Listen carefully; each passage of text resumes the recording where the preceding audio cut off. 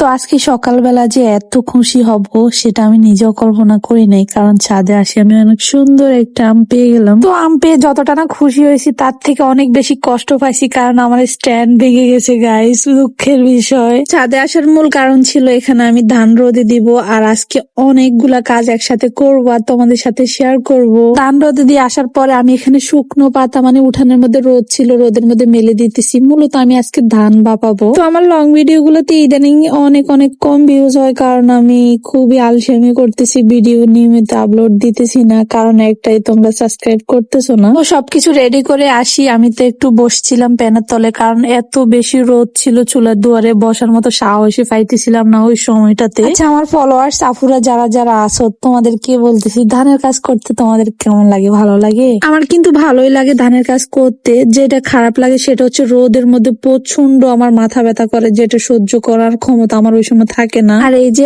আচমকা একটা বৃষ্টি আসি আমাকে পুরাপুরি একটা দৌড়াদৌড়ি হয়রানির মধ্যে ফালাই দিচ্ছে। এদিকে পাতাগুলো ভিজে গেছে, কিভাবে যে আমি চুলার মধ্যে আগুন দিব সেটাই ভাবতেছি। আর ছাদের মধ্যে যে ধানগুলো দিছি ওগুলো ভিজে গেছে। তো আজকে ধান বাপানোর ইচ্ছাটাই মানে নষ্ট হয়ে গেছে যে সময় পাতাগুলো ভিজে গেছে। তবে করার কিচ্ছু ছিল না, কারণ আমি ধানে পানি ঢেলে দিছি। এগুলো যদি না বাফাইতাম তাহলে একদম নষ্ট হয়ে যেত। ধানের কাজ করতে আসি, যেটা সবচেয়ে বেশি খারাপ লাগে সেটা হচ্ছে হুটহাট বৃষ্টি আসি, মানে সবকিছু একদম নির্বংশ করে দেয় আর কি। তো এদিকে ভিজা পাতাগুলো দিয়ে আমি আগুন জ্বালাইতে অনেক কষ্ট হয়ে গেছিল। আজকে ধুমাই ধুমাই এক দুজলে আমি ধান বাফাইতেছি, আর আরেকদিকে তো রান্না বান্না বসাই দিছি। ঘরের চুলায় রান্না বান্না করতেছি আর বাইরের চুলায় ধান বসাই দিছি। তো ধানের কাজের সময় যে খাবারটা সবচাইতে আমার মতে ভালো লাগে সেটা হচ্ছে পান্তা ভাত, সাথে শুটকির বক্তা বা আলুর বক্তা, ডিম ভাজি। এগুলো সবচাইতে বেশি ভালো লাগে, কলিজা ঠান্ডা করা খাবার এক কথায়। তবে আজকে এত কিছু হইতেছে না, এত কিছু করা সম্ভব না আমার পক্ষে। কাঁঠালের বিচি দিয়ে আজকে মূলত আমি শুটকির বক্তা করব, এটা অনেক বেশি মজা লাগে।